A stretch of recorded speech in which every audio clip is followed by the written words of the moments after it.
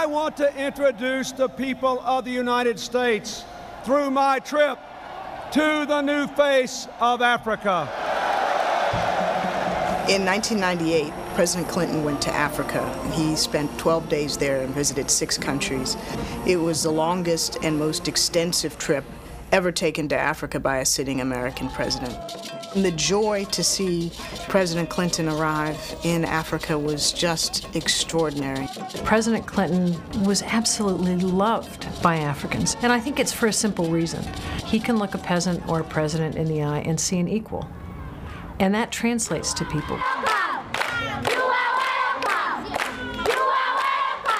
Well, President Clinton's relationship with Nelson Mandela went back well before this trip to Africa. They had formed already a bond and a friendship which was really quite extraordinary.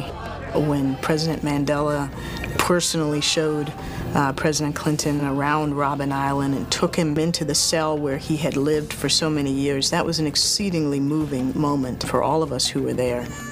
Visiting that island was symbolic of the importance of overcoming hardship in the interest of the collective good. During his trip to Africa, President Clinton made a point of visiting Rwanda. The international community must bear its share of responsibility for this tragedy. This was not an easy stop given what had happened in Rwanda in 1994, but an extremely important stop. We did not act quickly enough after the killing began.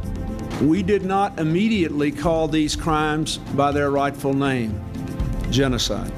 We cannot change the past, but we can and must do everything in our power to help you build a future without fear and full of hope. Africa has been historically, economically, and politically left behind by the rest of the world. It was under President Clinton's leadership that we began to view Africa as a potential long-term economic partner. Americans want to increase trade and investment in Africa. We have an African Growth and Opportunity Act now before Congress.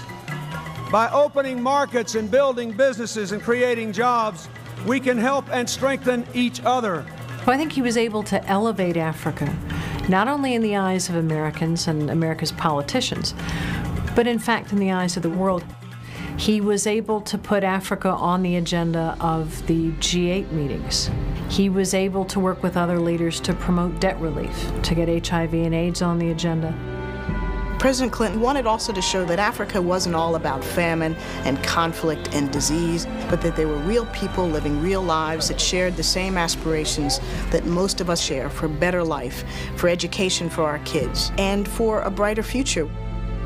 Nelson Mandela said at the White House that Bill Clinton had done more for people of color around the world than anyone in the United States had ever done before him. Challenges remain, but they must be to all of you a call to action, not a cause for despair.